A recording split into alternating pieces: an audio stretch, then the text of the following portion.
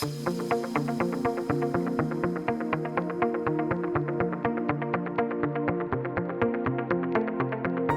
you're running the bank, there are a lot of regulatory obligations. So there's run the bank and then you're transforming the bank.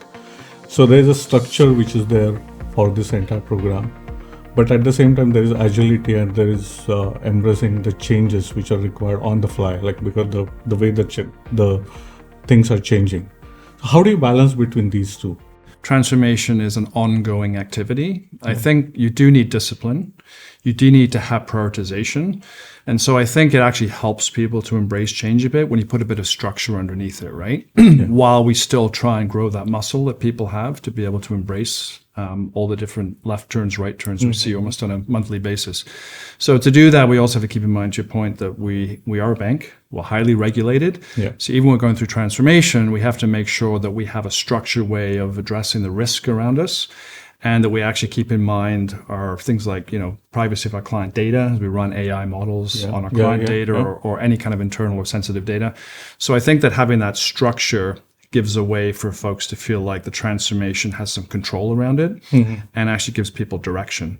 So I think that balance is actually something that's a differentiator if you do it right, which is don't make it one thing, make it a cultural change that you're investing in with your people and your talent, but then give some structure within that to make sure that all the things we have to deliver on, including making sure that we stay on side with our regulatory, risks, et cetera.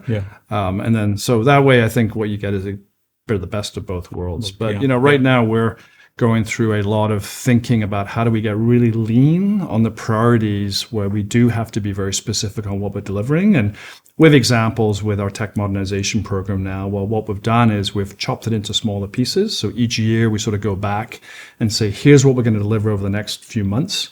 We make some estimates on the paybacks and the benefits to our business and our clients, and then we execute on that. And so it's just a way of allowing us to move forward with some structure, but we still go back more frequently for funding and prioritization to make sure we're doing the right things. And AI is entering into that equation more and more. And so we find that's a good way to approach